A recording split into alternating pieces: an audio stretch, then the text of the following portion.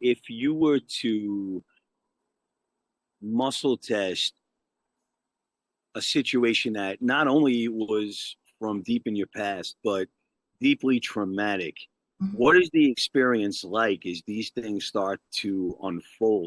Is there a danger to muscle testing deep trauma? So no, and actually, it's exactly the opposite.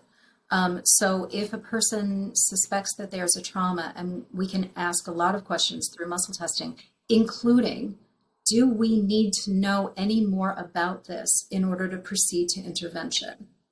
And so you might be able to process a trauma with an intervention like tapping, we've talked about in the past, without having to consciously go into the details of the trauma. And so, that allows us to sort of tap into past lives and things in your ancestry that you might not even know about.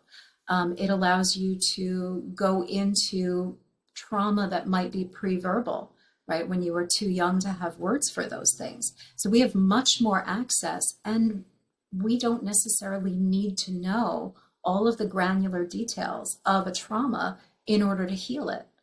You just need to make that connection, right? That all parts of you agree to make the connection, to have a level of insight, to communicate on levels that are not necessarily conscious to you, and then to heal it with some sort of, it could be an intervention like tapping.